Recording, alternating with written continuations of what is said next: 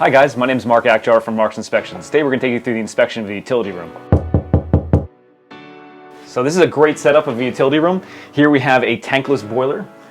These are great. This one actually does domestic water. So this is a great setup.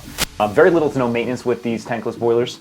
Pretty much all you have to do is just flush them out about once a year, usually with like a white vinegar or so. This one has a connection ports here at the bottom of the tankless water heater that you can use to flush it out.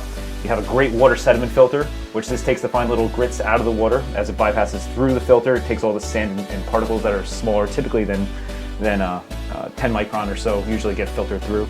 Here you have a great plumbing manifold setup. So this gives each individual areas individual shutoffs throughout the house. So if you want to shut off the kitchen sink, you want to shut off the kitchen center island, you want to shut off different areas throughout toilets and bathrooms throughout the house, you can individually shut off each one with this plumbing manifold setup.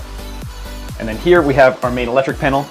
We're going to open this up. It's a 200 amp main disconnect. So it's a 200 amp panel. We're just going to check to make sure none of the breakers are hot. We're going to pull this panel off.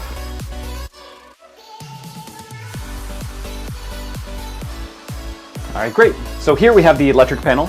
We're going to make sure that there's no double taps inside the electric panel, meaning that there's not two wires running into one breaker, which you're allowed to do on certain breakers, but not all breakers. So this panel is not rated for a double tap, but there are some panels out there that are. So we're going to make sure also the proper gauging is correct. There's no water inside the electric panel, so every wire has to have the proper gauge running to each one of the individual breakers. So if you have a 20 amp breaker, it should be a 20 amp line. This one is nicely labeled, no double taps. The neutral bar here on the side looks great. No double taps on the neutral bar also. It's all copper wiring, which is awesome. You have a 200 amp main feed coming right in through the top. All Romex wiring, which is great. The main panel is bonded back to the electric panel, which is awesome.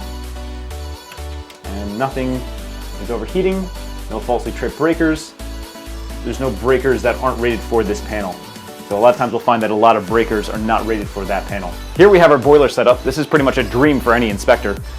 We're going to look at each individual pump. Here we have multiple zones throughout the house. This client has radiant floor heat throughout the entire home, so each individual zone is controlled by each individual pump with isolating valves above and below, which is great for servicing.